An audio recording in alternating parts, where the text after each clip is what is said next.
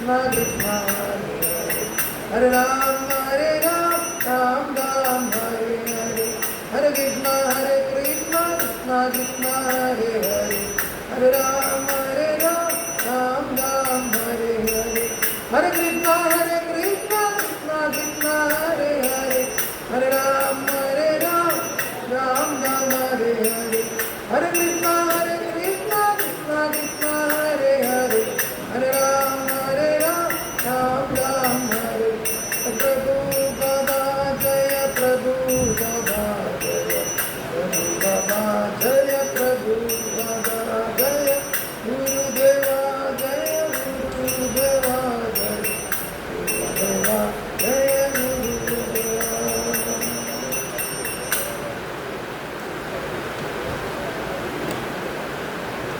नमो विष्णुपदाय कृष्णप्रेष्ठाय भूतले श्रीमते भक्तिवेदान्त स्वामिनिधि नामिने नमस्ते सारस्वती देवे गौरवाणी प्रचारिणी निर्विशेषा शून्यवादी पाश्चात्य देशधारिणी हे श्री कृष्ण चैतन्य प्रभु नित्यानंद श्री अद्वैत गदाधरा श्रीवासादि गौरभक्तवृंदा हरे कृष्ण कृष्ण कृष्ण हरे हरे हरे राम राम राम हरे हरे हरे कृष्ण कृष्ण कृष्ण हरे हरे हरे राम राम राम हरे हरे ओम अज्ञानतिमिरन्धस्य ज्ञानञ्जनशलाकया चक्षुरुन्मीलितं येन तस्मै श्रीगुरुवे नमः श्रीचैतन्यमनोभीष्टं स्थापितं येन भूतले स्वयं ददाति सुपदान्तिकम् वन्देहं श्रीगुरु श्रीयुतपदकमलं श्रीगुरुन् वैष्णवांश श्रीरूपं सागरजातं सगणरघुनाथान्वितं तं सजीवं साद्वैतं सावधूतं परिजनसहितं कृष्णचैतन्यदेवं श्रीराधाकृष्णपादान् सगणललिता श्रीशैवान्वितांश हे कृष्णकरुणा सिन्धो दीनबन्धो जगत्पदे गोपेश गोपिकान्त राधाकान्त नमोऽस्तुते तप्तकाञ्चन गौरंगी राधे वृंदावनेश्वरी शोभानुसुते देवी प्रणमामि हरिप्रिये नारायणं नमस्कृत्य नरं चैव नरोत्तमं देवीं सरस्वतीं व्यासं ततो जयमुदीरये नष्टप्रायेषु भद्रेषु नित्यं भागवत सेवया उत्तमश्लोके भक्तिं भगवति नैष्ठवी मूकं करोति वाचालं पङ्गुं लङ्घयते गिरिं यत्कृपातमहं श्रीगुरुं दीनदारिणं वन्दे परमानन्दमाधवं श्रीचैतन्यमीश्वरम् नमो विष्णुपदाय कृष्णप्रेष्ठाय भूतले श्रीमते भक्तिवेदान्तस्वामिनिधि नामिने नमस्ते सारस्वती देवे गौरवाणी प्रचारिणी निर्विशेषशून्यवादी पाश्चात्यदेशधारिणी हे श्री कृष्ण चैतन्य प्रभु नित्यानंद श्रीवासादि हरे कृष्ण कृष्ण कृष्ण हरे हरे हरे राम राम राम हरे हरे ओम नमो भगवते वासुदेवाय ओम नमो भगवते वासुदेवाय ओम नमो भगवते वासुदेवाय हरि ओम.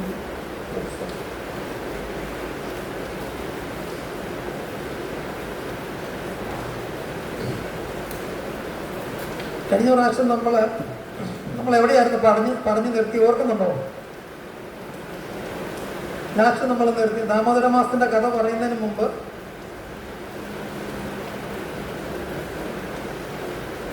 ഭഗവത്ഗീതയുടെ ഒരു ഇൻട്രൊഡക്ഷൻ തന്ന് നമ്മൾ എവിടെയാണ് നിർത്തിയെന്ന് ഓർക്കുന്നുണ്ടോ?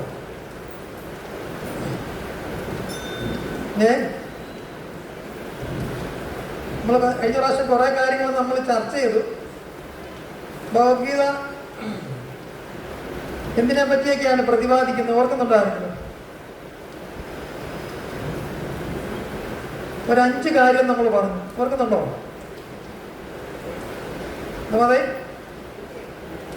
മതയില്ലായിരുന്നല്ലേ? കൊണ്ടുവന്നിട്ടുണ്ടല്ലേ?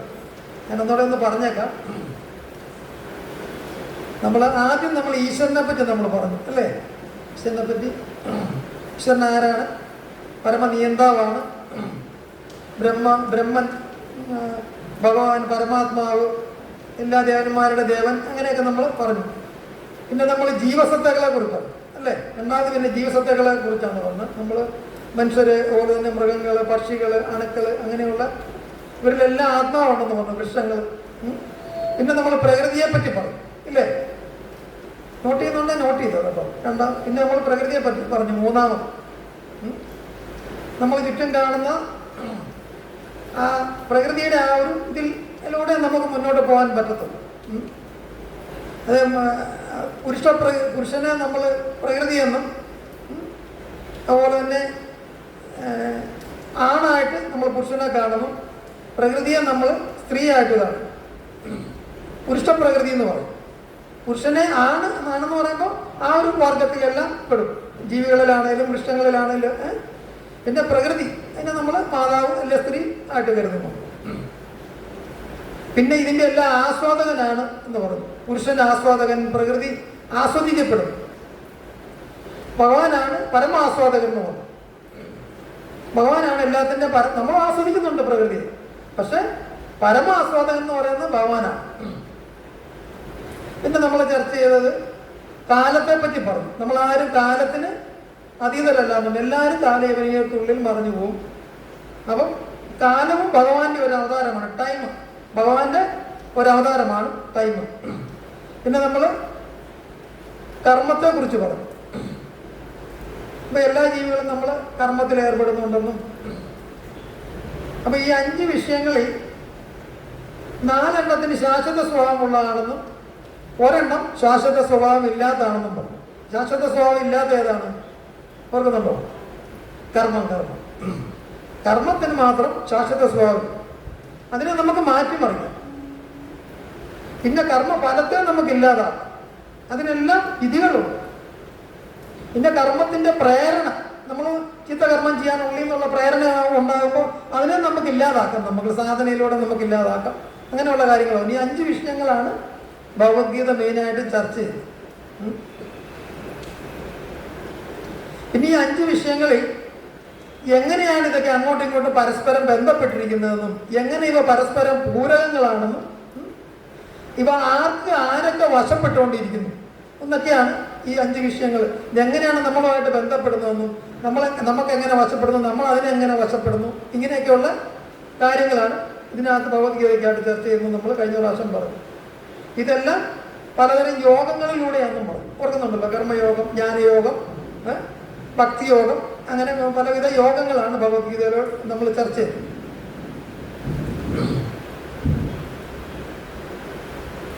പിന്നെ ജീവാത്മാവ് എങ്ങനെ ബന്ധപ്പെടുന്നു എന്നുള്ള കാര്യം പറഞ്ഞു. രസങ്ങളെ കുറിച്ചൊക്കെ പറഞ്ഞായിരുന്നു കഴിഞ്ഞ ക്ലാസ്, ഓർക്കുന്നുണ്ടോ? ശാന്തരസം, ദാസ്യരസം, സഖ്യരസം പറഞ്ഞില്ലല്ലേ? അപ്പം അവിടെ മുതലാണ് നമ്മൾ അടുത്ത. ഇപ്പൊ അർജുനന് ഭഗവത്ഗീത ഉപദേശിക്കുന്നത് അർജുനായിട്ട് കൊടുക്കുന്നതാണോ? മനുഷ്യരാശികൾക്ക് മുഴുവനായിട്ടാണ് ഭഗവത്ഗീത ഭഗവാൻ തരുന്നത്. അർജുനന് ഒരു നിമിത്തമായെന്ന് മാത്രമേ ഉള്ളൂ.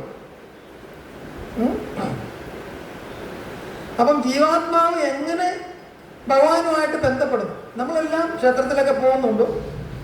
അപ്പം നമ്മൾ എങ്ങനെയാണ് ഈശ്വരനുമായിട്ട്, ദേവീദേവന്മാരായിട്ടാണെങ്കിലും ഭഗവാനുമായിട്ടാണെങ്കിലും നമ്മൾ എങ്ങനെ ബന്ധപ്പെടുന്നു എന്നുള്ളതാണ് പ്രധാനപ്പെട്ട ഒരു വിഷയം.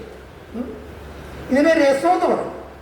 ഈശ്വരനുമായിട്ട് ബന്ധപ്പെടുന്നതിന് നോട്ട് ചെയ്തു, രസം എന്ന് പറയും. അപ്പൊ രസം 5 വിധത്തിലുള്ള രസമുണ്ട്.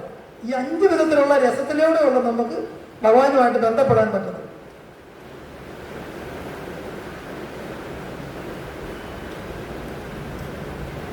ആ ബന്ധത്തിലൂടെയാണ് നമ്മൾ ഭഗവാനുമായിട്ടുള്ള ഈ 5 വിധം രസത്തിലൂടെയാണ് ഭഗവാനുമായിട്ടുള്ള ബന്ധം നമ്മൾ നിലനിർത്തിക്കൊണ്ട് പോകുന്നത്. അതിൽ ഒന്നാമത്തെ രസം എന്ന് പറഞ്ഞാൽ ശാന്തരസം എന്ന് പറയും. ശാന്തരസം അത് യോഗികളും ജ്ഞാനികളും ഒക്കെ ആണ് അതിനൊരു ഉദാഹരണം എന്ന് പറയുന്നത്.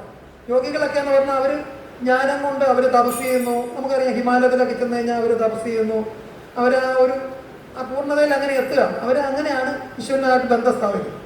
ജ്ഞാനികൾ അവരെ അറിവിലൂടെ ബന്ധം സ്ഥാപിക്കും. ശാന്തപരമായിട്ടിരുന്ന് അറിവുകളൊക്കെ വായിച്ച് അങ്ങനെ ബന്ധപ്പെടും. പിന്നെ ദാസ്യരസം, ഭഗവാന് ദാസ്യവേല ചെയ്തു. അതിന് ഒരു ഉത്തമ ഉദാഹരണമാണ് അക്രൂരൻ. ശാന്തരസത്തിന് ഉദാഹരണമാണ് ജനക മഹാരാജാവ്, അതുപോലെ തന്നെ യോഗികൾ, അങ്ങനെയുള്ളവർ. അക്രൂരൻ ദാസ്യരസനാണ്. അറിയാലോ, അക്രൂരൻ്റെ കഥയൊക്കെ കേട്ടിട്ടുണ്ടല്ലോ അല്ലേ? നമ്മൾ പിന്നീട് നമുക്ക് ചർച്ച ചെയ്യാം. നമുക്ക് പിന്നെ സഖ്യരസം, സുഹൃത്ത് ഭാവേനയുള്ള ഒരു രസമുണ്ട്.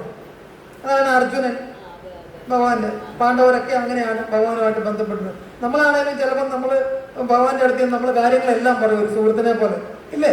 നമ്മൾ സന്തോഷമുള്ളപ്പം നമ്മൾ ഭഗവാനെ ഉള്ളുകൊണ്ട് നമ്മൾ സംസാരിക്കും. നമ്മൾ ഭഗവാനോട് നമ്മുടെ ജീവിതത്തിൽ ഉണ്ടാകുന്ന വിഷയങ്ങളെല്ലാം, എൻ്റെ ഭഗവാനെ, എൻ്റെ മോൻ ഇങ്ങനെയാണ്, എൻ്റെ അങ്ങനെയാണ്, എൻ്റെ ഹസ്ബൻഡ് ഇന്ന പോലെയാണ്, മോടെ കല്യാണം നടക്കും, നമ്മൾ അങ്ങനെ ഒരു സുഹൃത്തിനെ പോലെ സംസാരിക്കും. അതിനാണ് സഖ്യരസം എന്ന് പറയുന്നത്. പിന്നെ വാത്സല്യരസം, അതിന് ഉദാഹരണമാണ് യശോദാമയി നന്ദഗോപന്മാർ.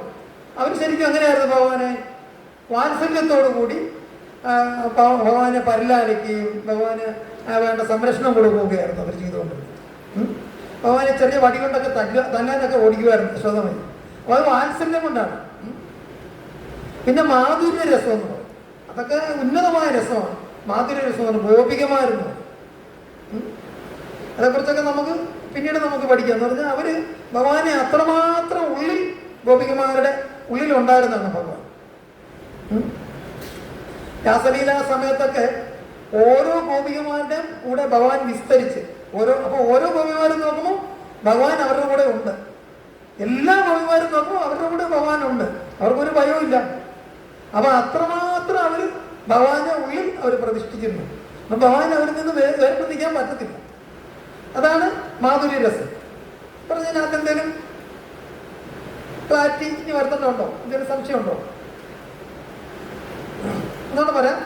ഒന്നാമത്തെ ശാന്തരസം, പിന്നെ ദാസ്യരസം, സഖ്യരസം, വാത്സല്യരസം, മാധുര്യരസം. ശാന്തരസത്തിന് ഉദാഹരണത്തിന് യോഗികളും ജ്ഞാനികളുമാണ്. ദാസ്യരസത്തിന് അക്രൂരൻ, പിന്നെ സഖ്യരസത്തിന് അർജുനൻ,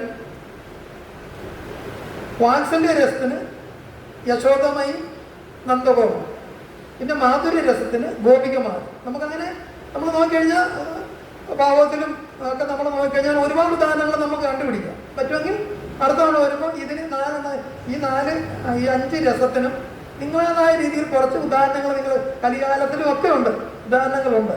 നമ്മൾ മുമ്പ് യുഗത്തിലും ഒക്കെ ഉണ്ട്, ഉദാഹരണങ്ങളുണ്ട്. നമ്മുടെ ഒരു ചിന്ത കൊണ്ട് ഇതിന് കുറേ ഉദാഹരണങ്ങൾ ഓരോ ഉദാഹരണങ്ങൾ വെച്ച് നമ്മൾ കണ്ടുപിടിച്ചുകൊണ്ട് അടുത്ത ക്ലാസ്സിൽ വരുമ്പോൾ നമ്മൾ വരാൻ ശ്രമിക്കുന്നത്. അപ്പൊ ഈ 5 രസങ്ങളിലാണ് ജീവാത്മാവ് ഈശ്വരനുമായിട്ട്, ഭഗവാനുമായിട്ട് ബന്ധപ്പെടുന്നത്. ഇതിനെക്കുറിച്ചുള്ള സൂചനകൾ ഭഗവത്ഗീത നൽകുന്നു.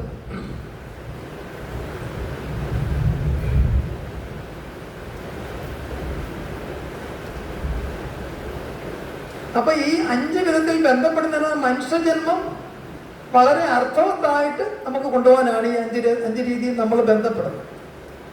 നമ്മുടെ ഓരോരുത്തരുടെ ആ ഒരു പവർ അനുസരിച്ചാണ് നമ്മൾ ഇതിനകത്ത് ചിലർ ബന്ധപ്പെടുന്നേ ഇല്ല. ആസുര ശക്തികളൊക്കെ അങ്ങനെ തന്നെ അങ്ങ് പോകും. അപ്പോൾ അതിനോട് താല്പര്യമുള്ളവരും ഈശ്വര വിശ്വാസത്തിൽ അധിഷ്ഠിതമായി ജീവിക്കുന്നവരും ക്രമേണ ഈശ്വര വിശ്വാസത്തിലേക്ക് വരുന്നവരുമാണ് ഇങ്ങനെ ഈ രസത്തിലൂടെയുള്ള നമുക്ക് ഈശ്വരനുമായിട്ട് ബന്ധപ്പെടാം. ഏതെങ്കിലും ഒരു രസത്തിലായിരിക്കും അത് അധിഷ്ഠിതമായിരിക്കും.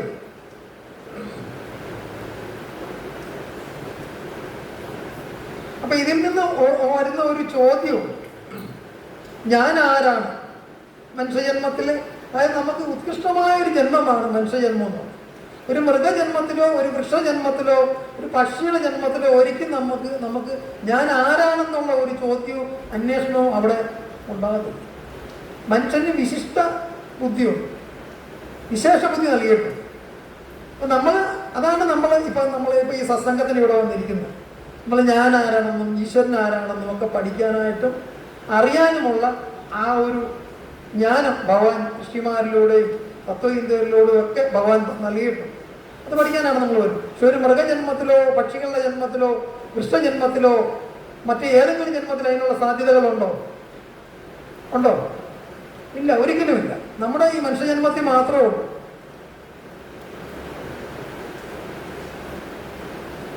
അതുകൊണ്ട് തന്നെ ഉത്കൃഷ്ട ജന്മം എന്ന് പറയാനായിട്ടൊരു കാര്യമുണ്ട്. നമ്മൾ മനുഷ്യജന്മത്തിൽ നമ്മൾ ആഹാരം നമ്മൾ കഴിക്കുന്നു, വസ്ത്രം നമ്മൾ ഉപയോഗിക്കുന്നു, അതുപോലെ തന്നെ നമ്മൾ പാർപ്പിടം, പിന്നെ അത് മൂല്യാധിഷ്ഠിതമായ കാര്യങ്ങളിൽ കൊണ്ടുപോകും. പാർപ്പിടം നല്ലതാണോ അല്ലെങ്കിൽ ചെറുതാണോ വലുതാണോ അല്ലെങ്കിൽ വസ്ത്രം ബോഡി കൂടുള്ളതാണോ, അല്ലെങ്കിൽ അത് കൂടുതൽ ഉപരിയായിട്ടുള്ള വില, അതൊക്കെ നമ്മുടെ ഇഷ്ടത്തിനനുസരിച്ചാണ് നമ്മൾ സെലക്ട് ചെയ്യുന്നത്.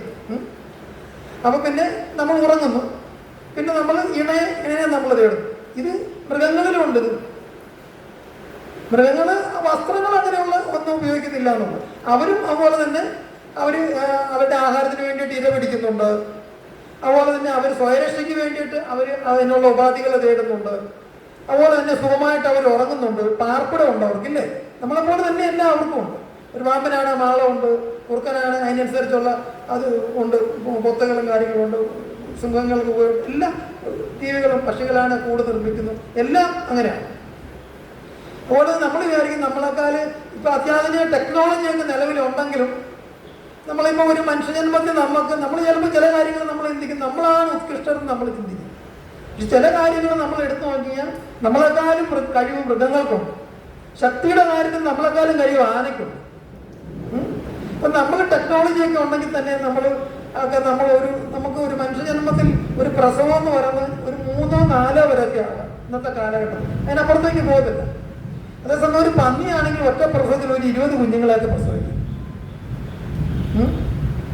അതുപോലെ തന്നെ ചില മീനുകൾ 100 ഒക്കെ പ്രസവിക്കുന്ന മീനുകളുണ്ട്. അതുപോലെ തന്നെ പുള്ളിപ്പുലിയെ സംബന്ധിച്ചിടത്തോളം ഒരോട്ടത്തിൽ നമുക്ക് അതിൻ്റെ അടുത്ത് എത്താൻ പറ്റത്തില്ല. നമ്മളെക്കാളും ഉത്കൃഷ്ടമായ ചില കഴിവുകൾ അതിനുണ്ട്, ഈശ്വരൻ കൊടുത്തിരിക്കാം. നമ്മൾ ഓടുന്നതിനേക്കാളും എത്രയോ മടങ്ങ് ആ ഒരു ശക്തിയിൽ അത് ഓടും. അപ്പൊ എല്ലാ കാര്യങ്ങളും നമ്മൾ മിടുക്കരാണെന്ന് വെച്ച് കഴിഞ്ഞാൽ അത് തെറ്റാണ്. ജീവികൾക്കും അവരുടേതായ കഴിവുകൾ കൊടുത്തിട്ടുണ്ട്. നമുക്കറിയാം, കൊറോണ ഒക്കെ വന്ന സമയത്ത് നിസ്സാരം ഒരു കൊതുക് കാരണം നമ്മളെല്ലാം വീടിനകത്ത് കയറി. നമ്മൾ നിസ്സാരമായിട്ട് കണ്ടുകൊണ്ടിരുന്നതാണ് കൊതുക് ഓടയ്ക്കകത്ത് വെള്ളത്തിനകത്ത് കിടക്കുന്ന ആ ഒരു കൊതുക് കാരണം നമുക്ക് പോലും വെളിയിൽ ഇറങ്ങാൻ പറ്റുകയില്ലാത്ത ആ അവസ്ഥാവിശേഷം ഉണ്ടാകും. അപ്പം ഞാൻ ആരാണെന്ന് നമ്മൾ അന്വേഷിച്ച് പോകുന്നത്. ഋഷിമാരൊക്കെ അങ്ങനെയുള്ള കാര്യങ്ങൾ അന്വേഷിച്ചാണ് അതിൻ്റെ ഓരോ തലത്തിലാണ് യോഗയും അങ്ങനെയുള്ള കാര്യങ്ങളൊക്കെ പിന്നീട് വന്നത്. അപ്പം നമുക്ക് നമ്മുടെ ജീവിതത്തിൽ നമ്മളിങ്ങനെ ആഹാരം കഴിക്കുക, അല്ലെങ്കിൽ തന്നെ രാവിലെ ജോലിക്ക് പോവുക, പിന്നെ തിരികെ വരിക, ഭക്ഷണം കഴിക്കുക, രാവിലെ എഴുന്നേറ്റ് പല്ല് വയ്ക്കുക, കുളിക്കുക, നമ്മൾ ജോലി സ്ഥലത്ത് പോവുക, ജോലി ചെയ്യുക, പിന്നെ ഉച്ചയ്ക്ക് ആഹാരം കഴിക്കുക, വൈകുന്നേരം വന്ന് കാപ്പി കുടിക്കുക, ആഹാരം കഴിക്കുക, പിന്നെ വൈകിട്ട് കിടന്നുറങ്ങുക, വീണ്ടും ഇത് ആവർത്തിക്കുക മനുഷ്യജന്മത്തിൽ. ഇതുപോലെ തന്നെ എല്ലാ ജീവികളും അവരുടെ ചില ചര്യകളനുസരിച്ച് അവരിങ്ങനെ ആവർത്തിക്കുന്നുണ്ട്. പക്ഷെ നമ്മൾ മനുഷ്യനെന്താ നമ്മൾ ചിന്തിക്കുന്നത്? ഇതിനേക്കാൾ ഈ ജീവിതത്തിൽ എന്തെങ്കിലും ഉത്കൃഷ്ടമായതുണ്ടോ? അങ്ങനെ ഒരു ചിന്ത നമ്മളിൽ എല്ലാവരും ഉണ്ട്. അങ്ങനെ വരുമ്പോഴാണ് അങ്ങനെ ഒരാളാണ് ഭഗവത്ഗീത, രാമായണം, മഹാഭാരതം, ഭാഗവതം. ഇതിൻ്റെയൊക്കെ പൊരുളും ഇതിൻ്റെയൊക്കെ കഥകളും ഇതിൻ്റെയൊക്കെ ജ്ഞാനവും തത്വമൊക്കെ പഠിക്കാവുന്ന ഒരു തലത്തിലേക്ക് നമ്മൾ എത്തപ്പെടും. അപ്പം നമ്മളിതുമായിട്ടുള്ള ബന്ധം എന്താണ്? ഇതൊക്കെയാണ് നമ്മൾ മനസ്സിലാക്കുന്നത്. അപ്പോൾ രാമായണത്തിൽ ഉള്ള കാര്യങ്ങൾ, മഹാഭാരതത്തിലുള്ള കാര്യങ്ങൾ, ഇതൊക്കെ നമ്മുടെ ജീവിതത്തിൽ എങ്ങനെ സ്വാധീനിക്കുന്നു, ഇങ്ങനെയുള്ള കാര്യങ്ങൾ നമ്മൾ മനസ്സിലാക്കുക. അതിനനുസരിച്ചുള്ള ചില കഥാപാത്രങ്ങൾ നമ്മളെ നല്ല രീതിയിൽ സ്വാധീനിക്കുന്നുണ്ട്, അല്ലേ? രാമായണത്തിലാണേലും മഹാഭാരതത്തിലാണേലും ഒക്കെ ചില കഥാപാത്രങ്ങൾ നമ്മളെ നല്ല രീതിയിൽ സ്വാധീനിക്കുന്നു. ചില നമ്മുടെ സ്വഭാവത്തിനനുസരിച്ചൊക്കെ ഉള്ള ചില കാര്യങ്ങളൊക്കെ ഉണ്ടാവും. അപ്പം ആചാര്യന്മാർ പറയുന്നുണ്ട്, അതായത് പത്മപുരാണത്തിനകത്ത് 84 ലക്ഷം ജീവവർഗങ്ങളുണ്ടെന്നാണ് പറയുന്നത്. സ്പീഷീസിൽപ്പെട്ട 84 ലക്ഷം സ്പീഷീസിൽപ്പെട്ട ജീവിവർഗങ്ങളുണ്ടെന്നാണ് പറയുന്നത്. നോട്ട് ചെയ്തോ? അതിൽ 4 ലക്ഷം മനുഷ്യരുണ്ടെന്നാണ് പറയുന്നത്. 4 ലക്ഷം ജനത്തിൽപ്പെട്ട മനുഷ്യരുണ്ടെന്നാണ് പറയുന്നത്. നമുക്കറിയാം, ഇവിടുന്ന് തന്നെ നമ്മൾ വടക്കേന്ത്യയിലോട്ട് പോയി കഴിഞ്ഞാൽ തന്നെ ആൾക്കാരുടെ രൂപം ഭാവം എല്ലാം മാറുകയാണില്ലേ? നമ്മൾ ആന്ധ്രയും കർണാടകത്തിലൊക്കെ ചെന്ന് കഴിഞ്ഞാൽ അവരുടെ മൂക്ക്, കവള്, അങ്ങനെയുള്ള ഇതിലൊക്കെ വ്യത്യാസം വരുവാണ്. നമ്മൾ മറ്റു രാജ്യത്തിലോട്ട് പോയാലും വ്യത്യാസങ്ങൾ വരുവാണ്. എല്ലാ രാജ്യങ്ങളും അവിടുത്തെ സ്ഥലകാല പരിസ്ഥിതിക്ക് അനുസരിച്ചുള്ള ആ ഒരു പ്രത്യേകത അനുസരിച്ചുള്ള മനുഷ്യർ, അങ്ങനെ 4 ലക്ഷത്തിൽ പരം മനുഷ്യരുണ്ടെന്നാണ് പറയുന്നത്, പത്മപുരാണത്തിൽ പറയുന്നത്. അതുപോലെ തന്നെ അതിൽ ചെറിയ ഒരു ചാൻസ് നമുക്ക് തരികയാണ്. അതായത് ഈ മനുഷ്യർ എല്ലാം ഇതുപോലെ ആഹാരം, നിദ്ര, മൈഥുനം, ഇങ്ങനെ ആ ഒരു പ്രവൃത്തിയിലൂടെ നമ്മളിങ്ങനെ പോവാം. മൃഗങ്ങളെപ്പോലെ തന്നെ നമ്മളിങ്ങനെ പോവുക. മനുഷ്യനും മൃഗങ്ങളും തമ്മിലുള്ള വ്യത്യാസം എന്താണ്? നമ്മൾ ഉത്കൃഷ്ട ജീവിയാണ് നമ്മൾ പഠിക്കും. പിന്നെ നമ്മൾ ഇരുകാലി ജീവിയാണ്. മറ്റവർക്ക് ഇരുകാലി ജീവികളുണ്ട്, നാൽക്കാലികളുമുണ്ട്. നമ്മൾ പറയും, ചിലപ്പോൾ ഉപമിക്കും, നമ്മൾ നാൽക്കാലികളെ പോലെ എൻ്റെ അടുത്തോട്ട് പറയാൻ വന്നേക്കരുതെന്ന് നമ്മൾ പറയും. അപ്പം ഈ ശരിക്കും പറഞ്ഞാൽ നമ്മളും പ്രകൃതിയുടെ നിയമം അനുസരിച്ച് നമ്മളും അതിലൊരു ജീവി മാത്രം. അതിനകത്ത് പ്രത്യേകിച്ച് വ്യത്യാസമൊന്നുമില്ല പ്രകൃതി സംബന്ധിച്ചിടത്തോളം. പിന്നെ നമ്മൾ ഉത്കൃഷ്ടമായ കാര്യങ്ങളിൽ എത്തപ്പെട്ടാണ് നമ്മൾ നമ്മുടെ ജീവിതം നയിക്കുന്നത്. നമ്മൾ പറയുമ്പോൾ നമ്മൾ ഭൗതികപരമായിട്ട് ഒരുപാട് മുന്നോട്ട് നമ്മൾ പോകുന്നുണ്ട് ഡെവലപ്മെൻറ്റിൻ്റെ കാര്യത്തിലുമൊക്കെ. അപ്പം നമ്മൾ ഭഗവത്ഗീത ഭാഗവതമൊക്കെ നമ്മൾ പഠിക്കാം. ഇപ്പം അർജുനന് ഭഗവാൻ യുദ്ധസ്ഥലത്ത് വെച്ചാണ് ഭഗവത്ഗീത ഉപദേശിച്ചു കൊടുത്തത്. അത് നമുക്ക് അത് പഠിക്കുന്നതിനും ആ ഗീതോപദേശം ദ്വാപരയുഗത്തിൽ അർജുനൻ ഉപദേശിക്കുന്നു. പക്ഷെ യഥാർത്ഥത്തിൽ ഭഗവാൻ ഉപദേശിച്ചത് ദ്വാപരയുഗത്തിനൊക്കെ മുമ്പാണ്. ഭഗവാൻ ആദ്യം ഭഗവത്ഗീത ഉപദേശിക്കുന്നത് സൂര്യദേവനാണ് ഉപദേശിച്ചു കൊടുത്തത്. നോട്ട് ചെയ്തു, സൂര്യദേവനാണ് ഭഗവാൻ ആദ്യം ഭഗവത്ഗീത ഉപദേശിച്ചു കൊടുത്തത്. പിന്നീട് കാലാന്തരങ്ങൾ കൊണ്ട്, യുഗങ്ങൾ കൊണ്ട് ഭഗവത്ഗീതയ്ക്ക് മൂല്യച്യുതി വന്നു. നമുക്കറിയാം, ഒരാളോട് നമ്മളൊരു കാര്യം പറയുമ്പോൾ, നമ്മൾ ആരോടെങ്കിലും ഒരു കാര്യം പറയുമ്പോൾ അവരത് വേറൊരാൾ എന്ന് പറയുമ്പോൾ എങ്ങനെയായിരിക്കും പറയുന്നത്? അവരുടേതായ ഒരു ശൈലി അവർ ഉപയോഗിക്കും. നമ്മൾ പറഞ്ഞ കാര്യങ്ങൾ സബ്ജക്റ്റ് ചെയ്ത് ചിലപ്പോൾ അത് വിട്ടുപോകും. അവരുടേതായ ചില കൊടുപ്പും തന്നെ അതിനകത്തിയായിരുന്നു. അങ്ങനെ പറഞ്ഞ് ഒരു ഉറുമ്പിനെ ഒരാന ഒരേയാക്കാൻ സാധിക്കും. അങ്ങനത്തെ ആൾക്കാരുണ്ട് നമ്മളിലുണ്ട് മനുഷ്യർ. അപ്പം ഇതിങ്ങനെ പറഞ്ഞ് ഇത് വികലമാക്കുകയും അതിന് ചുതി വന്നു, മൂല്യച്യുതി വന്നു. ആ സമയത്താണ് ദ്വാപരയുഗത്തിൽ വീണ്ടും ഭഗവാൻ ഭഗവത്ഗീത ഉപദേശിക്കുന്നത്. അതും കുരുക്ഷേത്ര ഭൂമിയിൽ വെച്ചാണ് ഉപദേശിക്കുന്നത്.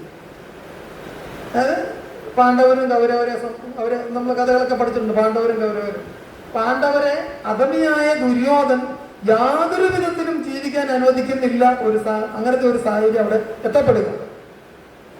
അങ്ങനെ എത്തപ്പെട്ട് ഭഗവാൻ തന്നെ ഒരുപാട് പ്രാവശ്യം ഭഗവാൻ തന്നെ പോയി ഈ ഒരു യുദ്ധം ഒഴിവാക്കാൻ വേണ്ടി ഭഗവാൻ തന്നെ ചെല്ലുന്നു. പക്ഷെ അത് നടക്കുകയില്ലാത്ത ഒരു സാഹചര്യം സംജാതമായപ്പോഴാണ് ഭഗവാൻ ഭഗവത്ഗീത ഉപദേശമൊക്കെ കൊടുക്കുന്ന ആ ഒരു സാഹചര്യം ഉണ്ടാകും. അപ്പം അതിൽ വില്ലാളി വീരനായ അർജുനനാണ് ഭഗവാൻ തെരഞ്ഞെടുത്തത്.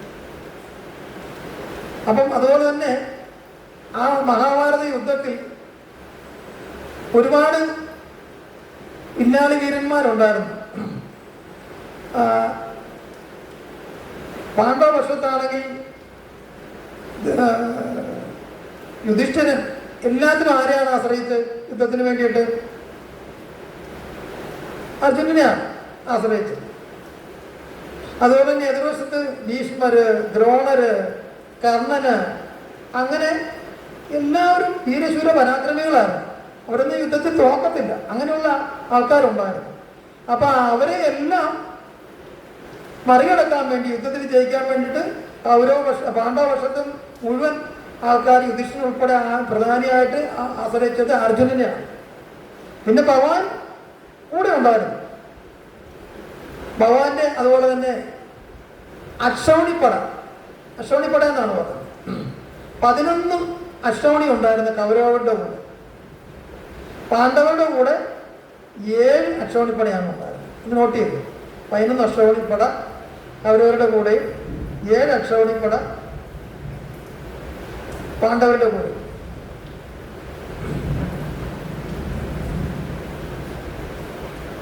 ഇനി ഒരു അക്ഷൗണിയെ പറ്റി എന്തെങ്കിലും ഒരു ഇതുണ്ടോ? ചെറുതായിട്ട് അത് സൂചിപ്പിച്ചതൊക്കെ നമ്മൾ മനസ്സിലാക്കി വെക്കേണ്ട ഒരു വലിയ പ്രാധാന്യമൊന്നുമില്ല. എന്നാലും പണ്ടുള്ള ആ ഒരു അന്നത്തെ കാലത്തെ ഒരു ഡെവലപ്മെൻ്റാണ് അക്ഷൗണീനെ കാണിക്കുന്നത്. രഥങ്ങൾ 21,870 രഥത്തിലുള്ള ആൾക്കാരുണ്ടാകും. രഥം ഓടിക്കുന്ന ആളുണ്ടാവും. അതുപോലെ തന്നെ രഥത്തിൽ വില്ലാളി വീരന്മാരായിട്ടുള്ള അമ്പ ചെയ്യുന്ന ആൾക്കാരുണ്ടാവും. അങ്ങനെ 21,870 രഥങ്ങളുണ്ടായിരുന്നു മഹാഭാരത യുദ്ധസമയം. അതാണ് രഥങ്ങളുടെ ഒരു 21,870. പിന്നെ ഗജങ്ങൾ, ആനപ്പട ഉണ്ടായിരുന്നു. മേളിൽ അമ്പും വില്ലും ഒക്കെ ആയിട്ടിരിക്കും. ആനപ്പടയുടെ മുകളിൽ ഇതൊക്കെ കെട്ടി. അങ്ങനെ അതും 21,870 ഉണ്ടായിരുന്നു ആനപ്പടകൾ.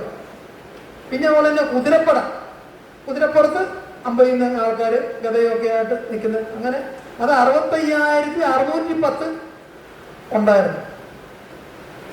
അതുപോലെ തന്നെ സൈന്യം 1,09,350 കാലാൾപ്പട ഉണ്ടായിരുന്നു. അങ്ങനെ ഇത്രയും കൂടുന്നു. അപ്പം 2,11,700 ഇതാണ് ഒരു അക്ഷൗണി എന്ന് പറയുന്നത്. ഒറ്റ അക്ഷൗണിയാണ് 2,87,000 ഇതിനാണ് ഒരു അക്ഷൗണി എന്ന് പറയുന്നത്. അങ്ങനെ കൗരവരുടെ കൂടെ 11 അക്ഷൗണി, പാണ്ഡവരുടെ കൂടെ 7 അക്ഷൗണിപ്പട ഉണ്ടായിരുന്നു. പിന്നെ കൗരവരുടെ കൂടെ ഭഗവാന്റെ നാരായണി പടയും കൂടെ ഉണ്ടായിരുന്നു.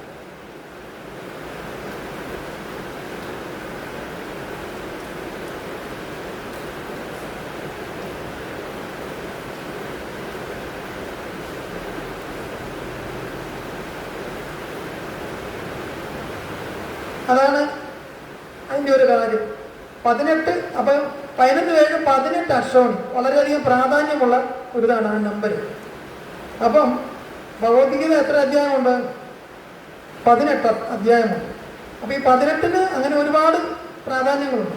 ശബരിമല നട 18 അതൊരു ഇതാണ്, ഒരു അത്തരത്തിൽ വളരെയധികം ശാസ്ത്രത്തിൽ, വൈദ്യശാസ്ത്രത്തിൽ വളരെയധികം പ്രാധാന്യമുള്ള ഒരു സംഖ്യയാണ് 18 എന്ന് പറയുന്നത്.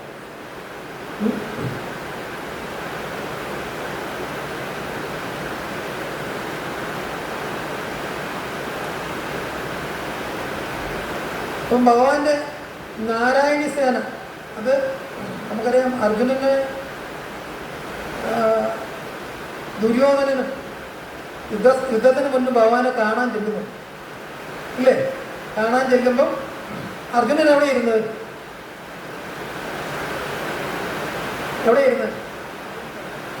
അർജുനൻ ഭഗവാന്റെ കാലിൻ്റെ അവിടെ. ദുര്യോധനൻ എവിടെ ഇരുന്നത്? തലഭാഗത്തിന്. ഭഗവാൻ കണ്ടു പറഞ്ഞപ്പോൾ ആദ്യം ആരെ കണ്ടു? അർജുനനെ കണ്ടു. അപ്പൊ രണ്ടുപേരും ഭഗവാൻ ദുര്യോധനനോടും ഭഗവാന്റെ സൈന്യത്തെ കുറിച്ചൊക്കെ പറഞ്ഞു, നാരായണിപ്പടയെ പറ്റിയൊക്കെ പറഞ്ഞു. ഭഗവാന്റെ നാരായണിപ്പട എന്ന് പറഞ്ഞാൽ അത്യുഗ്രശാലികളായിട്ടുള്ള യോദ്ധാക്കളാണ്. അമ്പും വില്ലുമൊക്കെ ചെയ്യുന്നതിലാണെങ്കിലും ഗത ഇതിലൊക്കെ ആണെങ്കിലും അത്യുഗ്രന്മാരായി. അപ്പം അർജുനൻ പറഞ്ഞു, ദുര്യോധനൻ എന്ന് പറഞ്ഞു, എനിക്ക് ഭഗവാന്റെ നാരായണപ്പട മുഴുവനും മതിയെന്ന് പറഞ്ഞു. അർജുനൻ എന്ന് പറഞ്ഞു, എനിക്ക് ഭഗവാൻ മാത്രം മതിയെന്ന്. അപ്പൊ ആൾബലത്തിനും ഒക്കെ എന്തെങ്കിലും കാര്യങ്ങളുണ്ടോ? നമ്മൾ ഒരുപാട് ആളെ കൂട്ടി ഭഗവാൻ നമ്മുടെ ഉള്ളിൽ സത്യമായിട്ട് വിളങ്ങുന്ന ഭഗവാൻ ഉണ്ടെങ്കിൽ നമ്മൾ എന്തിനും ഭയക്കേണ്ട കാര്യമുണ്ടോ? അതാണ് അതിൻ്റെ ഒരു നമുക്ക് നിർത്താം. പിന്നെ നമുക്ക് ദാമോദരാരതിയുടെ ഒരു കഥ ഞാൻ കഴിഞ്ഞ പ്രാവശ്യം പറഞ്ഞായിരുന്നു ഇല്ലേ? ഒരു എലിയുടെ കഥ പറഞ്ഞിരുന്നില്ലേ? പിന്നെ ഭഗവാൻ യമളാർജുന വൃക്ഷത്തിൻ്റെ കഥ പറഞ്ഞോ? പറഞ്ഞില്ലല്ലോ ഭഗവാന്റെ. അപ്പൊ അത് ദാമോദരാരതിയായിട്ട് ബന്ധപ്പെട്ട് വേറൊരു കഥയുണ്ട്. കുബേരന്റെ കാര്യമൊക്കെ പറഞ്ഞിരുന്നേ? പറഞ്ഞില്ലല്ലേ? അപ്പം നമ്മളിവിടെ ദാമോദര ഭഗവാന്റെ ഇത് വെച്ചിട്ടുണ്ട്. കാർത്തിക മാസത്തിന്റെ പ്രത്യേകത ഞാൻ പറഞ്ഞു. ഏറ്റവും കൂടുതൽ ഭഗവാനായിട്ട് ബന്ധപ്പെട്ട ലീലകളൊക്കെ നടന്ന കാര്യമാണെന്ന് ഞാൻ സൂചിപ്പിക്കുകയുണ്ടായി. അപ്പം ദേവന്മാരുടെ ഖജാൻജി ആരായിരുന്നറിയാവോ? ദേവന്മാരുടെ എല്ലാം ധനം സൂക്ഷിക്കുന്ന ഒരാളുണ്ട്, ദേവന്മാരുടെ ഖജാൻജി. ആരാന്നറിയോ?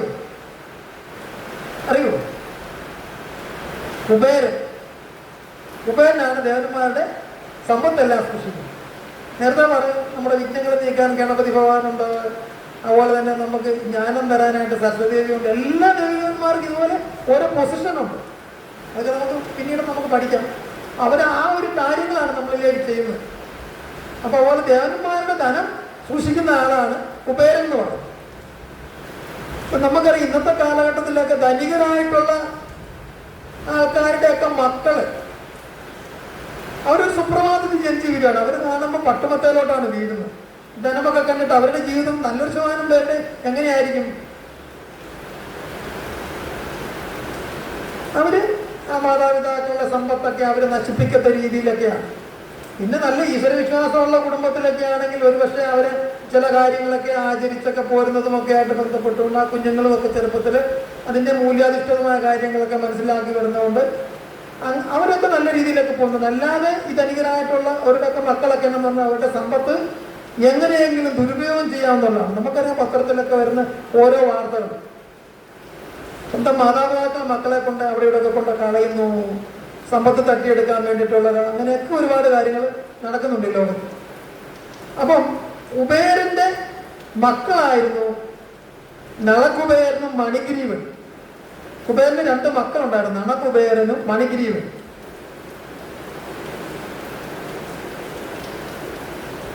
നളകുബേരനും മണിഗ്രീവൻ ഇവരൊരു പ്രാവശ്യം ഇങ്ങനെ കൈലാസ പർവ്വതത്തിലൂടെ ഇവരിങ്ങനെ പോവാണ്. അപ്പൊ അച്ഛൻ്റെ ഈ സമ്പത്തിൽ വളരെ അഹങ്കാരികളായിരുന്നു ഈ മക്കള് രണ്ടുപേരും. കൈലാസ പർവ്വതത്തിൽ അവിടെ മന്ദാകിനി എന്ന് പറയുന്ന ഒരു നദി ഉണ്ടായിരുന്നു കൈലാസ പർവ്വതത്തിൽ. ആത്മീയലോകത്താണ്, നമ്മുടെ ഇവിടുത്തെ കൈലാസ പർവ്വതത്തിലല്ല. ആത്മീയലോകത്ത് കൈലാസമുണ്ട്. ഇവിടെ സദാശിവമൂർത്തിയാണ്, അവിടെയാണ് യഥാർത്ഥ ശിവൻ ഇരിക്കുന്നത്. അതായത് നമ്മുടെ ആത്മീയലോകത്തേക്ക് പോകുമ്പോൾ ഭൂമിയൊക്കെ കഴിഞ്ഞ് ഓരോ ലോകങ്ങളുണ്ട്. വിരജാ നദി എന്ന് പറയുന്ന ഒരു നദിയുണ്ട്. അത് കഴിഞ്ഞ് കഴിയുമ്പോഴാണ് ആത്മീയലോകം. ഇതേക്കുറിച്ചൊക്കെ പിന്നീട് ക്ലാസ്സുകളിൽ പല ക്ലാസ്സുകളിൽ വരുമ്പോൾ അതേക്കുറിച്ചൊക്കെ കൃത്യമായിട്ട് നമുക്ക് പഠിക്കാം. അപ്പൊ അവിടെയാണ് കൈലാസം. അവിടെ മന്ദാകിനി എന്ന് പറയുന്ന ഒരു നദി ഉണ്ടായി. ആ നദിയുടെ കരയിൽ കൂടെ ഈ നളകുബേരന്മാര് തരുണീമണികളും ഒക്കെ ആയിട്ട്, അപ്പൊ ഇവരുടെ ഈ അച്ഛൻ്റെ ഈ പണമൊക്കെ കണ്ട് ഇവർക്ക് ഭയങ്കര അഹങ്കാരമുണ്ട്. മദ്യപിച്ച് അങ്ങനെ ഇതൊക്കെ, അതായത് വാരുണി എന്ന് പറയുന്ന ഒരു മദ്യം, നമുക്ക് ഇന്നത്തെ കാലഘട്ടത്തിലൊക്കെ മദ്യത്തിന് ഒരുപാട് പേരുകളുണ്ട്. വാരുണി എന്ന് പറയുന്ന ഒരു മദ്യം, സോമരസം എന്നൊക്കെ കേട്ടിട്ടുണ്ട്, ദേവന്മാരൊക്കെ കുടിക്കുന്ന ആ ഒരു ഇതാണ്. വാരുണി എന്ന് പറയുന്ന ഒരു മദ്യം ഇതുപോലത്തെ ഒരു ഉന്മാദത്തൊക്കെ തരുന്ന ഒരു മദ്യമാണ്. അത്രയും മദ്യമൊക്കെ കഴിച്ച് തരുണീമണികളും ഒക്കെ ആയിട്ട് അവരങ്ങനെ ആത്മീയലോകത്തെ കൈലാസത്തിൽ ഈ മന്ദാകിനി നദിയിൽ ഇറങ്ങി അങ്ങനെ കുളിക്കുകയായിരുന്നു. ഇവരെല്ലാം വിവസ്ത്രരായിരുന്നു. ഈ തലയ്ക്ക് ഇതെല്ലാം കുടിച്ച് ഈ കൂടെയുള്ള തരുണീമണികളും അപ്സരസകളും അതുപോലെ തന്നെ കുബേരന്റെ ഈ 2 മണിഗ്രീവനും നളകുബേരനും ഈ തലയ്ക്ക് മത്തെല്ലാം പിടിച്ച് ഇവർ രണ്ടുപേരും ഇങ്ങനെ കുളിച്ചുകൊണ്ടിരിക്കുകയാണ് മന്ദാകിനി. അന്നാലാണ് നാരദമുനി അതുവഴി വരുന്നത്. നമ്മളിവിടെ ക്ഷേത്രത്തിൽ അവിടെയൊക്കെ നിർമ്മിക്കുമ്പോൾ ഒരു ആചാര്യനോ അല്ലെങ്കിൽ ഒരു സന്യാസിയൊക്കെ വരുമ്പോൾ നമ്മൾ എന്ത് ചെയ്യും? നമ്മൾ അവിടെ തന്നെ ഇരിക്കുമോ? കസേര ഇരിക്കുമോ? നമ്മൾ എഴുന്നേക്കും. എന്നുവെച്ചാൽ നമ്മള് ഒരു ഗുരുവിനെ അല്ലെ ഒരു ആചാര്യനോ അല്ലെങ്കിൽ ഒരു സന്യാസിയെ കാണുമ്പോൾ നമ്മൾ റെസ്പെക്ട് ചെയ്യണം, നമ്മൾ എഴുന്നേക്കണം. നമ്മൾ നമസ്കരിക്കേണ്ടവരാണ്, നമ്മൾ നമസ്കരിക്കണം. അപ്പം ഇവർ ഈ കള്ളൊക്കെ കുടിച്ച് ഇങ്ങനെ ആ മതോന്മത്തരായിട്ട് ഇവരിങ്ങനെ നിൽക്കുക. അപ്പൊ നാരദമുനി അതുവഴി ഇങ്ങനെ പോയപ്പോൾ നാരദമുനിയെ കണ്ട ഭാവം ഇവർ നടിച്ചോ? കണ്ട ഭാവം ഇവർ നടിച്ചില്ല. അപ്പൊ നാരദമുനിക്ക് അങ്ങ് ഇത് കണ്ടപ്പോൾ തന്നെ ആ പാടെ അങ്ങ് ഒരു നാണമായി. സ്ത്രീകൾ പെട്ടെന്ന് അവരെങ്ങനെ ഓടി ഒളിച്ചു കളഞ്ഞു. നാരദമുനിയാണെന്ന് അവർക്ക് മനസ്സിലായി. പെട്ടെന്ന് അവരങ്ങ് ഓടി ഒളിച്ചു. ഇവർ രണ്ടുപേരും അങ്ങനെ വിവസ്ത്രരായിട്ട് അങ്ങനെ നിൽക്കുക. നാരദമുനിക്ക് അങ്ങ് ദേഷ്യം വന്ന സദാസമയം നാരായണ മന്ത്രം വെച്ചുകൊണ്ടിരിക്കുന്ന ഭഗവാന്റെ പരമഭക്തനാണ് നാരദമുനി. നാരദമുനി കുബേരന്റെ ഈ മക്കളെ രണ്ടുപേരെ അങ്ങ് ശപിച്ചു. നിങ്ങൾ യമളാർജുന വൃക്ഷങ്ങളായിട്ട്, അർജുന വൃക്ഷം എന്ന് പറയും, കണ്ടിട്ടുണ്ടോ അർജുന വൃക്ഷം? നമ്മുടെ ഇവിടെയൊക്കെ ഉണ്ട് അർജുന വൃക്ഷം. ഈ മറ്റേ യൂക്കാലിപ്സിന്റെ ഇല പോലെ, ഒരു പച്ച ഇല പോലെ നമ്മുടെ പ്രധാനപ്പെട്ട വഴികളിലൊക്കെ ഉണ്ട്.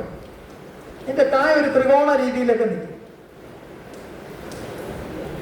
അപ്പം യമളാർജുന വൃക്ഷങ്ങളായിട്ട്, അർജുന വൃക്ഷങ്ങളായിട്ട് നിങ്ങൾ ജനിക്കട്ടെ എന്ന് പറയും. എന്നാലാണ് ഇവർക്ക് പെട്ടെന്ന് മനസ്സിലായത് നാരദമുനി ശപിക്കുകയാണെന്ന്. പെട്ടെന്ന് ഇവർ വസ്ത്രമൊക്കെ എടുത്ത് കൊടുത്ത് പെട്ടെന്ന് ഓടിച്ചെന്ന് നാരദമുനിയുടെ പാദത്തിൽ വീണു. മഹാമുനെ, ഞങ്ങളെ ശപിക്കരുത്, ഞങ്ങൾക്ക് അറിയാൻ പറ്റിപ്പോയി, മദ്യലഹരിയിൽ അങ്ങ് പറ്റിപ്പോയതാണ്, ഞങ്ങളെ ശപിക്കരുത് എന്ന് പറഞ്ഞു. അപ്പം ശപിച്ചപ്പം പെട്ടെന്ന് ഇവരുടെ ആ ഒരു പശ്ചാത്താപം കണ്ടപ്പം നാരദമുനിക്ക് അങ്ങ് ദേഷ്യമൊക്കെ അങ്ങ് കുറഞ്ഞു. അദ്ദേഹം പറഞ്ഞു, നിങ്ങൾ ദ്വാപരയുഗത്തിൽ ഭഗവാൻ വരും, അന്നേരം നിങ്ങൾക്ക് മോക്ഷം തരുമെന്ന് പറഞ്ഞു. അതുവരെ നിങ്ങൾ വൃക്ഷങ്ങളായിട്ട് ജനിക്കട്ടെ എന്ന് പറഞ്ഞു. വൃക്ഷങ്ങൾ എങ്ങനെയാണ്? വസ്ത്രം വേണം വൃക്ഷങ്ങൾക്ക്, വിവസ്ത്രരായിട്ടാണ് വൃക്ഷങ്ങൾ നിൽക്കുന്നത്. നമ്മൾ മനുഷ്യര് വസ്ത്രങ്ങൾ കൊടുക്കുന്നു, ജീവജാലങ്ങളൊന്നുമില്ല. പക്ഷെ വൃക്ഷങ്ങൾക്ക് വസ്ത്രങ്ങൾ വേണ്ട.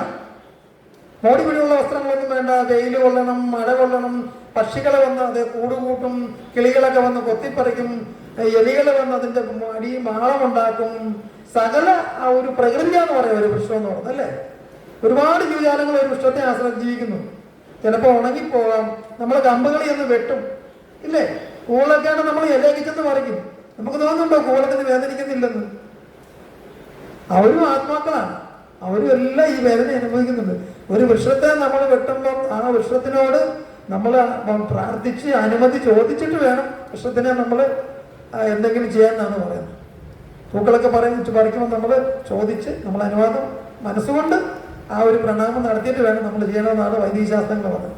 അപ്പം വൃക്ഷങ്ങൾക്ക് ഒരു വസ്ത്രമൊന്നും വേണ്ട, അങ്ങനെ തന്നെ നിങ്ങൾ നിൽക്കട്ടെ എന്ന് ശപിച്ചു. പിന്നെ ദ്വാപരയുഗത്തിൽ ഭഗവാൻ വന്ന് നിങ്ങൾക്ക് സാമോഷം തരുമെന്നാണ്. അങ്ങനെ ഇവർ രണ്ടുപേരും വൃക്ഷങ്ങളായിട്ട് അങ്ങനെ നിൽക്കുക. അങ്ങനെ കാലം കടന്നുപോയി, യുഗം മാറി. അങ്ങനെ ദ്വാപരയുഗം വന്നു, ഭഗവാൻ അവതരിച്ചു. ഭഗവാൻ ഇങ്ങനെ ഭൂതലത്തിലൂടെ അങ്ങനെ ലീലകളൊക്കെ ആടി ഇങ്ങനെ നടക്കുന്ന സമയമാണ്. കുഞ്ഞ് ആയിരിക്കുന്ന സമയത്ത് പിച്ചയൊക്കെ നടക്കുന്ന ആ സമയത്ത് കൂട്ടുകാരുമൊക്കെ ആയിട്ട് ചേർന്ന്, കുരങ്ങന്മാരും ഒക്കെ ആയിട്ട് ചേർന്ന്, കോപന്മാരും ഒക്കെ ആയിട്ടൊക്കെ ചേർന്ന് കളിക്കുന്ന സമയമാണ്. അങ്ങനെ ഇരിക്കുന്ന ഒരു ദിവസം യശോദാമയി അടുപ്പത്ത് പാല് വെച്ചു. പാല് വെച്ചിട്ട് യശോദാമയി ഭഗവാന് മാമം കൊടുക്കുകയാണ്, അമ്മിഞ്ഞപ്പാൽ കൊടുക്കുകയാണ്. അങ്ങനെ ഭഗവാൻ അങ്ങനെ രസിച്ച് അമ്മിഞ്ഞപ്പാൽ കുടിച്ച് അങ്ങനെ അമ്മയുടെ മടിയിലിരുന്ന് അങ്ങനെ സുഖിച്ച് അങ്ങനെ ഇരുന്ന് ചെറുതായിട്ട് ഇങ്ങനെ ഒരു ഉറക്കം ഇങ്ങനെ അങ്ങ് വരികയാണ്. അങ്ങനെ വരുന്ന സമയത്താണ് ഈ പാല് തിളച്ച് തൂവുക. മേളിൽ മൂടി വെച്ച പാത്രം താഴെ വീഴുന്നു വെച്ച്. എന്നാലാണ് യശോദയ്ക്ക് മനസ്സിലായി പാല് തിളച്ച് തൂകിയല്ലോ. പെട്ടെന്ന് എന്ത് ചെയ്ത് കണ്ണനെ എടുത്ത് പെട്ടെന്ന് എടുത്ത് താഴോട്ടങ്ങ് വെച്ചു. ഭഗവാൻ അങ്ങനെ ആ ഒരു രസത്തിൽ ചെറിയൊരു മയക്കത്തിലേക്ക് അങ്ങ് വരികയായിരുന്നു. പെട്ടെന്ന് എടുത്ത് ഭഗവാനെ താഴ്ത്ത് വെച്ചു പെട്ടെന്ന് നിന്നിട്ട് അടുക്കളയിലോട്ട് ഓടി. ഭഗവാന് ഇഷ്ടപ്പെട്ടു. അങ്ങനെ ആ ഒരു നല്ലൊരു സുഖാവസ്ഥയിൽ ഇരിക്കുമ്പോഴാണ് ഇങ്ങനെ ഒരു ഇത് വരുന്നത്. ഭഗവാൻ എഴുന്നേറ്റിട്ട് തന്നെ അതുകൊണ്ട് അവിടെ താഴെ നിന്ന് ഒരു കല്ലെടുത്ത്, അവിടെ അകത്തും മുറിക്കകത്തും വെളിയിലും ഒക്കെ ഈ വെണ്ണ കല ഇങ്ങനെ തൂക്കിയിട്ടിട്ടുണ്ട്. കല്ലെടുത്ത് എറിഞ്ഞ് പൊട്ടിച്ച് വെണ്ണക്കുടം അവിടെ എല്ലാം. പിന്നെ മുറിക്കകത്ത് കയറി അതെല്ലാം അടിച്ച് പൊട്ടിച്ച്. കൂട്ടുകാർ വന്നു, കുറെ കുരങ്ങന്മാരും ഒക്കെ ആയിട്ട് വന്നു ഇതെല്ലാം എടുത്ത് വാരി തിന്നും. അവിടെ എല്ലാം ഇടുവും. കുരങ്ങന്മാർ വന്ന് അവർക്ക് കൊടുത്തു, ഗോപന്മാർ വന്ന് അവർക്ക് കൊടുത്തു. ഈ കുരങ്ങന്മാര് ഇപ്പൊ ഗോപന്മാരൊക്കെ വന്ന് അവർക്കൊക്കെ ഇത് കൊടുക്കുന്നുണ്ട്. യശോദമായി അകത്ത് പോയി ഇതെല്ലാം ചെയ്തുകൊണ്ട് ഇങ്ങനെ ഇരിക്കുകയാണ്. അപ്പം അതുമായിട്ട് ബന്ധപ്പെട്ട് വേറൊരു ഓർമ്മപ്പെടുത്തലാണ്. ഇത് ത്രേതായുഗ സമയത്ത് ഒരുപാട് വാനരന്മാര് ഭഗവാന്റെ അവതാരമായ രാമചന്ദ്രമൂർത്തിനെ സഹായിച്ചു ഇല്ലേ. സീതാദേവിനെ കൊണ്ടുവരാനായിട്ട് അങ്ങ് ലങ്കയിലേക്ക് പോകാനായിട്ട് വാനരപ്പടയുടെ സഹായത്തോടുകൂടി രാമൻ പോയത്. അപ്പം അവർക്ക് ഒരുപാട് കഷ്ടപ്പാടും ബുദ്ധിമുട്ടുകളും ഒക്കെ അവർക്ക് വന്നു. അപ്പൊ ആ സമയത്ത് ഭഗവാൻ ഇവരുടെ ഇത് കഷ്ടപ്പാടൊക്കെ കൊണ്ട് ഭഗവാൻ ഭയങ്കര കരുണയായിരുന്നു ഭഗവാൻ. അപ്പൊ പറഞ്ഞ് നിങ്ങൾക്ക് ഒരുപാട് കഷ്ടപ്പെട്ടു, അപ്പം ഞാന് ദ്വാപരയുഗത്തിൽ ഞാൻ അവതാരം കൃഷ്ണനായിട്ട് ഞാൻ വരും. അന്നേരം നിങ്ങൾക്ക് എൻ്റെ കൂടെ നല്ല രീതിയിലുള്ള ലീലകൾ കാണാനായിട്ടുള്ള ഒരു സാധ്യതയാണ് നിങ്ങൾക്ക് തരാമെന്ന് പറഞ്ഞ് ഭഗവാൻ അന്ന് ആ വാനരന്മാരെ എല്ലാം അനുഗ്രഹിച്ചത്. അവരാണ് ദ്വാപരയുഗ സമയത്ത് ഗോപന്മാരും ഗോപികമാരും ഒക്കെ ആയിട്ട് വരുന്നത്. ഇതേക്കുറിച്ച് ആരെങ്കിലും നിങ്ങളോട് പറഞ്ഞിട്ടുണ്ടോ? ആരെങ്കിലും ഏതെങ്കിലും സപ്താഹത്തിലോ എവിടെയെങ്കിലും നിങ്ങളോട് സൂചിപ്പിച്ചിട്ടുണ്ടെങ്കിൽ? ഇത് ടോപ്പ് ഫിലോസഫിയാണ്. നമ്മുടെ ഇസ്കോണിന്റെ നമ്മുടെ ഭാഗവതം വായിച്ചു കഴിഞ്ഞാൽ അറിയാം. ഭാഗവതം ഒരു ബുക്ക് ഇത്ര ഉണ്ട്. ഭാഗവതം രസമാല എന്ന് പറയും. നമ്മുടെ പ്രഭാതത്തിൽ വ്യാഖ്യാനം കൊടുത്തിരിക്കുന്നത് ഇത്ര ഉണ്ട്. ഒരു ബുക്ക് ഭഗവത്ഗീതക്കാലം കൊടുത്തിട്ടുണ്ട്. ഒരു 18 വാള്യമുണ്ട്. അപ്പം ആ പിൽക്കാലത്ത് പിന്നെ ദ്വാപരയുഗത്തിൽ ഈ വാനരന്മാരാണ് ഗോപന്മാരായിട്ട് വരുന്നത് ഭഗവാന്റെ കൂടെ ലീലകൾ കാണാൻ വേണ്ടിയിട്ട്. അങ്ങനെ ഭഗവാൻ അത്ര കാരുണ്യവാനാണ്. അങ്ങനെ ഇവർക്ക് എല്ലാം വെണ്ണയൊക്കെ എടുത്ത് കൊടുത്ത് യശോദമായി വന്ന് നോക്കുമ്പോൾ എന്താ കാണുന്നത്? മുറി എല്ലാം അലപ്പോളപ്പെടുത്തിയിട്ടിരിക്കുന്നു, എല്ലാം വലിച്ചു വാരിയിട്ടിരിക്കുന്നു. അവിടെ ഇവിടെ എല്ലാം വെണ്ണ. ഇവരെല്ലാം ഓടിക്കളഞ്ഞു. കണ്ണനെ ഓടി. യശോദമായി ഓടിച്ചിട്ട് പിടിച്ചു. കണ്ണനെ പിടിച്ച് കൊണ്ടുവന്ന് ശിക്ഷ കൊടുക്കണമല്ലോ. എന്നാൽ ഇവൻ മഹാവികൃതിയാണല്ലോ. അന്നേരം കണ്ട ഒരു ഒരല്ല, ആ ഒരലെല്ലാം കെട്ടിയേക്കാന്ന് വിചാരിച്ചു. അങ്ങനെ കൊണ്ടുവന്ന് ഉരലെ കൊണ്ടുവന്ന് ഭഗവാനെ കെട്ടുക.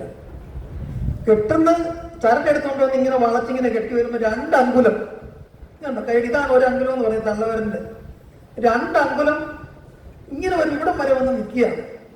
അവിടെ കെട്ടാൻ പറ്റുന്നില്ല. വീണ്ടും കയറെടുത്തോണ്ട് വന്ന് കുറെ കയറ് കൂട്ടിക്കെട്ടി 1 മിനിറ്റും കൂടി ഇട്ട് ഇങ്ങനെ കൊണ്ടുവന്ന് ഇങ്ങനെ നോക്കുമ്പോഴും ഈ 2 അങ്കുലം വരെ ആകുമ്പോൾ കെട്ടാൻ പറ്റുന്നില്ല. അപ്പൊ ദേവന്മാരെല്ലാം ആകാശത്ത് നിന്ന് നോക്കുകയാണ്. എടാ, ഭഗവാനെ ഈ സ്ത്രീ ബന്ധിക്കാൻ നോക്കുന്നു. പ്രപഞ്ച സൃഷ്ടാവായ ഭഗവാനെ ആരെക്കൊണ്ടെങ്കിലും ബന്ധിക്കാൻ പറ്റുമോ? ആർക്കും ബന്ധിക്കാൻ പറ്റത്തില്ല. സർവ്വവ്യാപിയാണ് ഭഗവാൻ. ഭഗവാനെ ബന്ധിക്കാൻ പറ്റുമോ? അതാണ് നേരത്തെ പറഞ്ഞു വാത്സല്യ രസം എന്ന് പറഞ്ഞു. യശോദാമ്മയും നന്ദഗോപരും വാത്സല്യ രസം, അവരങ്ങനെ ആ ഒരു ലീലയാണ്. ഭഗവാന്റെ തന്നെ ഒരു അംശ അവതാരമാണ് യശോദാമ്മയും നന്ദഗോപരും. അപ്പം കെട്ടാനായിട്ട് നോക്കിട്ടെങ്കിൽ നടക്കുന്നില്ല. അങ്ങനെ കൂടുതൽ കയറുകളെയൊക്കെ എടുത്തോണ്ട് വന്ന് കെട്ടാൻ നോക്കിയിട്ട് 3ഉം 4ഉം ഒക്കെ ചുറ്റിയിട്ട് കെട്ടിക്കൊണ്ട് വന്നാലും ഈ 2 അങ്കുലം വരെ വരുമ്പോൾ അങ്ങനെ നിൽക്കുകയാണ്. അങ്ങനെ യശോദാമ്മ അങ്ങ് വേർത്ത് കുളിച്ചങ്ങ് വിഷമിച്ചു. അപ്പം ഭഗവാൻ ഇത് കണ്ടുള്ളി ചിരിച്ചോണ്ട് ഇങ്ങനെ നിൽക്കുകയല്ലേ. പിന്നെ അമ്മയുടെ ഈ വിഷമവും സ്ഥിതികളും എല്ലാം കണ്ട് ഭഗവാൻ പിന്നെ അങ്ങ് സമ്മതിച്ചു കൊടുത്തു. അന്നേരം കയറ് കെട്ടാൻ നോക്കുമ്പോൾ പിന്നെ എത്തി. അങ്ങനെ ഭഗവാൻ അങ്ങ് ആ ഉരലിനോട് കയറ്റി അങ്ങ് ബന്ധിക്കുക. അങ്ങനെ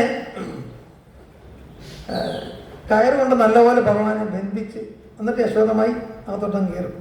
ഭഗവാൻ ഇങ്ങനെ കുറച്ച് ചേർന്ന് യശോദമ്മ അങ്ങ് പോയ സമയത്ത് ഭഗവാൻ എന്ത് ചെയ്തു? ഉരലങ്ങ് പതിയെ കാലെടുത്ത് വെച്ച് മുന്നോട്ട് നടന്ന് ഉരല്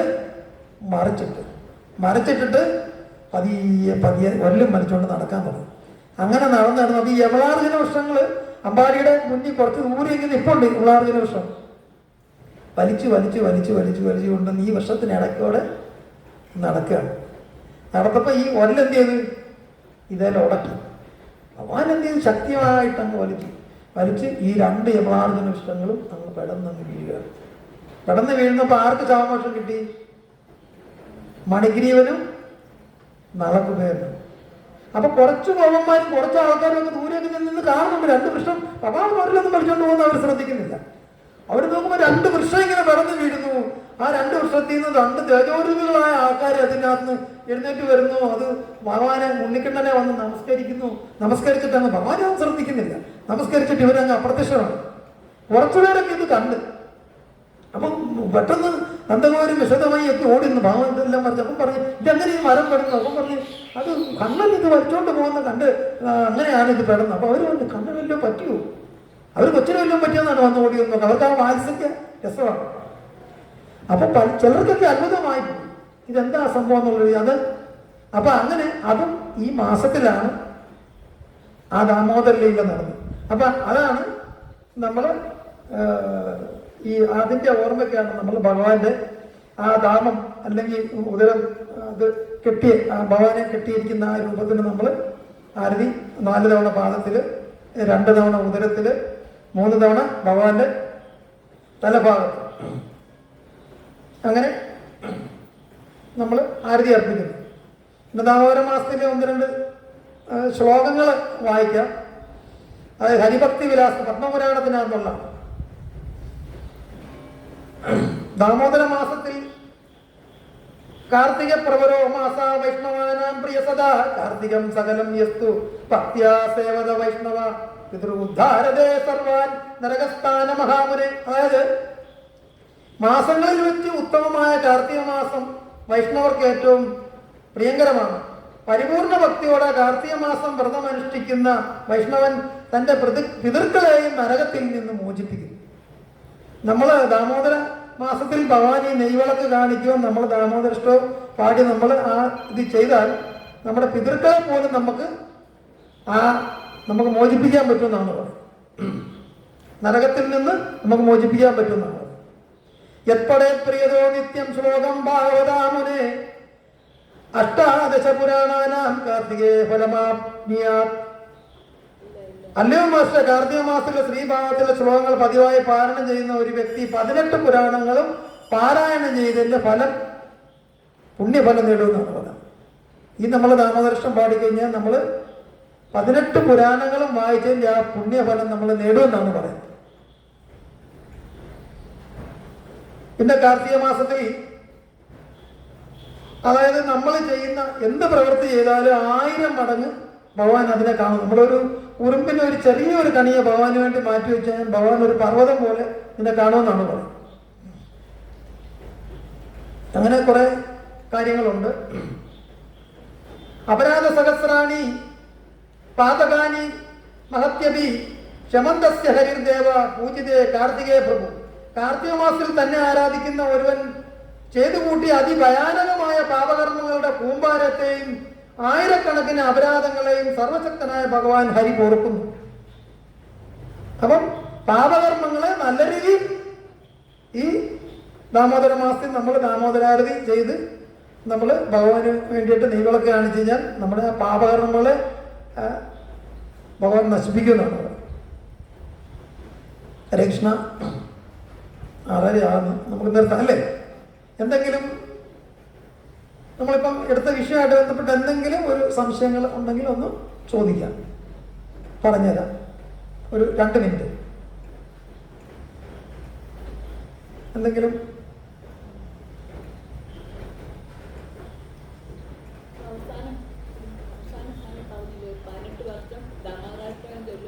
അല്ല, നമ്മൾ ഈ ഒരു മാസം മുഴുവൻ ചെയ്ത് കഴിഞ്ഞാൽ അപ്പൊ അവസാനം പറഞ്ഞാണോ?